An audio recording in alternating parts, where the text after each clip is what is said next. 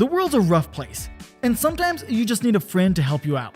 Today, we'll be taking a look at 5 pairs of species that have decided they're stronger together than they are apart. This is a story of symbiosis. Don't forget to subscribe so you never miss an upload, and let's jump in.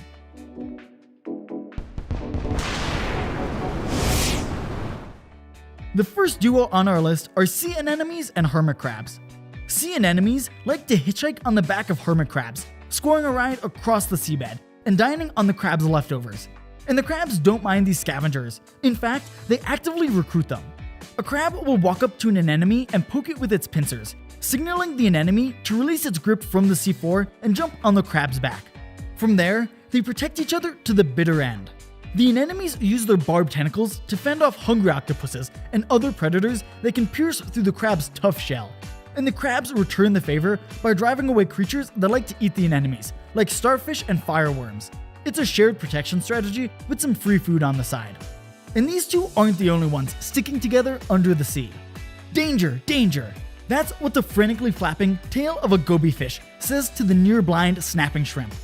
In a crafty collaboration, snapping shrimp construct and maintain burrows in the seabed, while the goby fish stand guard. During the construction of their home, shrimps have to leave the security of their burrow to dump the sand they dug out.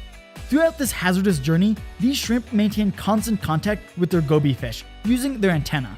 When the goby fish sees a potential threat, it starts wiggling its tail against the shrimp's antenna or into the burrow's entrance, warning the shrimp of the impending danger. In return for their faithful service, the goby fish get to share the burrow and call it home, sleeping with the shrimp at night and using it as a convenient shelter in the face of danger.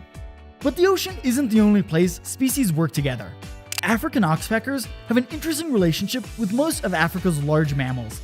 They were once thought to be totally helpful, eating the ticks off the backs of zebras, elephants, hippos, and other large African animals. While they do eat ticks, their real purpose is a bit more nefarious. They're actually vampire birds, sucking the blood out of the open wounds ticks create. They show how the line between symbiotic assistant and parasite can be blurred. Although, it seems most mammals put up with their blood-sucking behavior in exchange for their service. They also act as an early safari warning system by producing a hissing scream when startled, warning of incoming danger. So far, we've talked about some pretty big partners, so how about we turn to some tiny ones? If you think humans invented agriculture, think again. Ants have been farming fungi for around 50 million years, wetting, mulching, and fertilizing their crops. Fungus farming ants originated in South America, and from there spread throughout the New World tropics, from Argentina all the way to the southern United States. Perhaps the best known and most photogenic of the bunch is the leafcutter ant. The leafcutter ant doesn't actually eat the leaves they collect. After all, then they'd be called a leaf eater ant. These ants bring their leaf clippings to fungi deep in their nests. The fungi grow and eventually get eaten by the ants. In this partnership, if you can call one species raising another just to eat it a partnership, is incredibly close. If an ant introduces a leaf to the nest that's toxic to the fungi, they'll secrete warning chemicals that the ants can detect. Now that we've gotten those guys out of the way, let's turn to perhaps the most legendary and the most consequential symbiotic relationship of all time. Over 1 billion years ago, one type of bacteria ate another, or at least they tried to. Surviving this ordeal, the prey, the humble mitochondria, became a permanent houseguest in the wet, sheltered, food-rich environment of the predator's body. The mitochondria, no longer having to worry about defense from the outside world, specialized itself and became the powerhouse of the cell. Eventually, by swapping segments of DNA, the two bacteria merged into a single, inseparable, complex cell.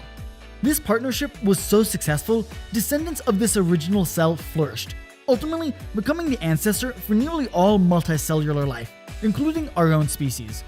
These 5 pairs of species show that despite the dog-eat-dog world out there, sometimes it's best to have a friend, even if they tried to eat you or just want to suck your blood. Well, I hope you enjoyed getting smarter with us today. If you did, be sure to like and subscribe so you never miss an upload. And remember, there's always more to learn.